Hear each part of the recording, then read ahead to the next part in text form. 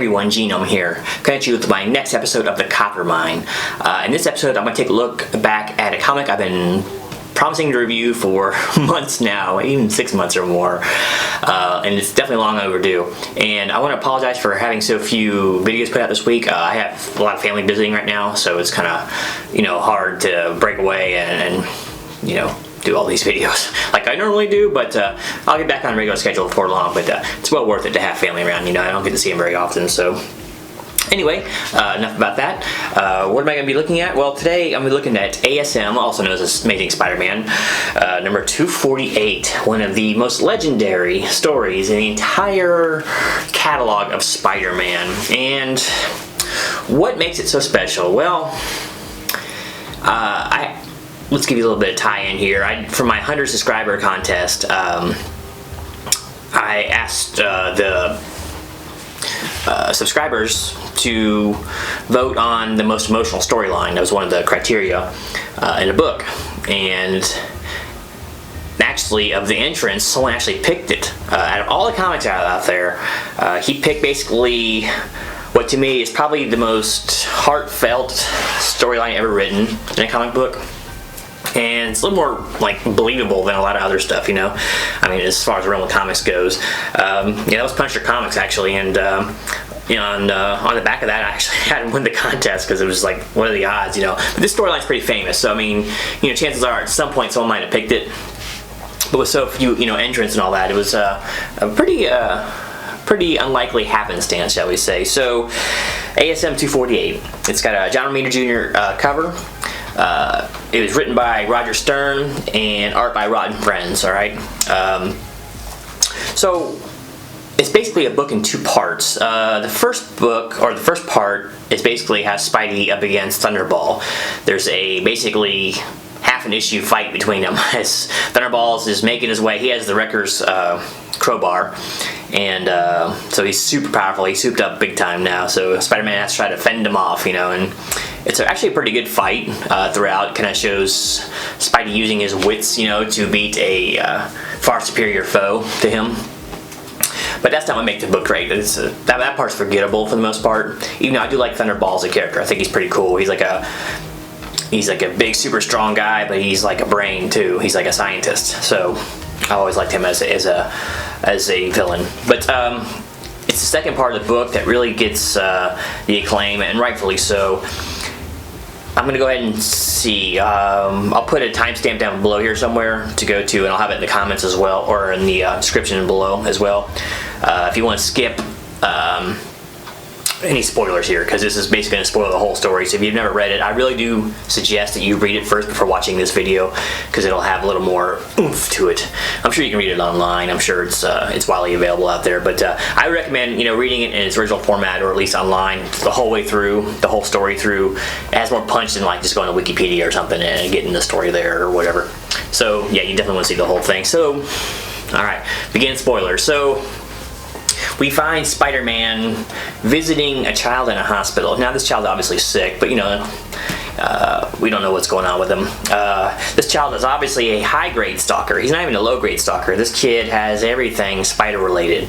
He's gone so far as to pry the bullets out of walls in fights that Spidey's have with bad guys with guns, bank robbers and such. But, Spidey's there, obviously, on a goodwill mission. He's there to bring a little joy to this the sick child. So it turns into something of a montage show, or a highlight show like they'll do on TV sometimes when they show a bunch of clips. I remember Star Trek Next Generation used to do this all the time with episodes, They would just show flashbacks and and filler scenes from earlier episodes, as an excuse to fill out time. But so this turns into a lot, Spidey is really opening up to this guy. He tells him his origin story. He tells him about his web shooters, how they work. He tells Tim, that's the kid's name, by the way, just about a lot of his exploits and his bad guys. But basically it's just a refresher course and, what makes big Spider-Man tick, Now, Tim is a little hokey. He's kind of like, gee shucks kind of kid, And it's a little bit late in the comic cycle for that kind of behavior. He's like Opie or whatever, from Mayberry or Andy Griffith Show. So that part's a little bit unbelievable. But, you know, he's young, so okay, that's right. But he's got news clippings, you know, of all the stuff that Spider-Man has done. So, getting towards the end of things,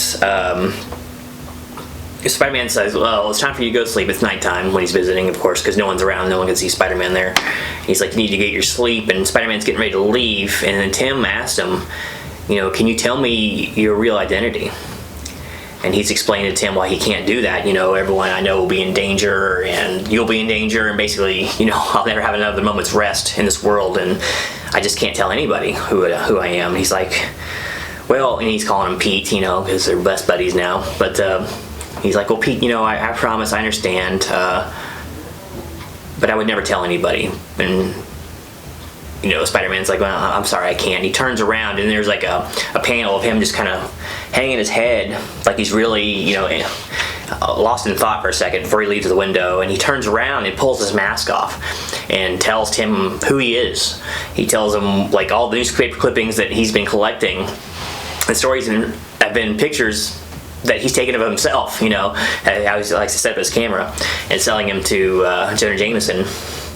And Tim gets a big kick out of that. And at the end, he's like, well, Spider-Man's like, I really got to go. And he kind of gives Tim a hug, and he's crying. And then Tim's like, I promise I'll never tell. No one will ever know what we talked about here. And then Spider-Man leaves. And then he goes out to like the outside grounds of the hospital, and there's like a big brick wall around it. And it kind of the panel pans down to list the name of the place. And then interspersed throughout the story has been some newspaper clippings of a like editorial guy for the newspaper saying that, hey, Tim really wants to meet you. That's his, you know, that's his big wish in life, is to meet Spider-Man. Doesn't really go too much else about what's going on. And he's like, you know, I hope you can prove Jameson wrong, that you're not a bad guy and you're a decent guy. And the very last panel has like Spider-Man in shadow kind of looking down with the hospital behind him as a backdrop, and at the bottom is the very bottom, the end of the news clipping, and it's like, you know, like I said, you know, I hope that our newspaper owner, editor-in-chief, is wrong about you, because Tim has cancer, or leukemia, excuse me, and doctors will only give him a few weeks to live. So that's the end of the story. So basically the kid's gonna die in a few weeks, and of course, and Spider-Man can't tell anybody, and so no one's gonna know that he actually went and did the thing that he was supposed to do, or you know, the editor wanted, or the editorial guy wanted him to do. But it just hits you. I mean, you know the kid's sick, but you think, oh, maybe just staying overnight. You don't see too much of him. Maybe he's had his appendix out or something, because he seems like he's full of life and he's fine. He's not hooked up to an IV or anything, you know. So you think maybe he's gonna get out of there. And then you read that at the end, it's just like this gut punch, man. It's like, oh my gosh, no wonder Spider-Man was so broken up. Because you're wondering, it's like, why would he, you know, take the chance with his identity reveal, you know, to this kid he just doesn't even know, you know. I mean, part of it you might be thinking, it's like, you know, it's been eating him up inside so long that he wants to tell somebody who he is, and why not tell your biggest fan, you know.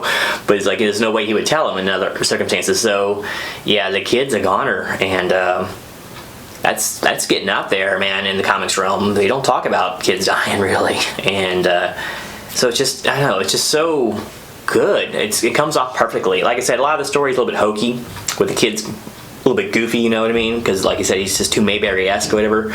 But man, it's just heart-wrenching, and you feel really bad for Peter Parker, because you know, it'd be so good if someone could tell him that he actually showed up.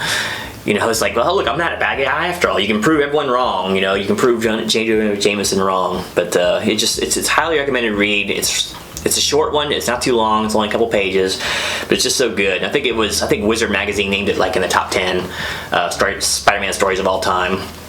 And I think the writer was kind of surprised by it. He just kind of threw it in there, you know. Not really on a lark, but he wasn't planning it to be as popular as it was. But yeah, just a great book. And those who know me know I am no fan of Spider-Man. I'm not a Spider-Man guy at all. Never really cared for the character. But yeah, this one has just always grabbed me, and definitely worth the read if you've never read it. End of spoilers, so go out and pick up the book or read it online, something like that, and just get the story for yourself. Try not to do the Cliff Notes version. Read it from front to start, not knowing how it ends, and it'll have a little more meaning for you then, I'd say. So anyway, appreciate you watching. Don't forget to like and subscribe. I have a lot more stuff coming up, including a fairly you know, somewhat exciting announcement actually, tying back into my movie review series. I think I have another very interesting interview lined up, so more on that later when I get a little more confirmation. I'll try to give you a little more heads up than I gave last time, and definitely I'll work through my technical issues a little better than last time. So anyway, thanks again for watching. Until next time, this is Genome, loving him some old Spider-Man, out.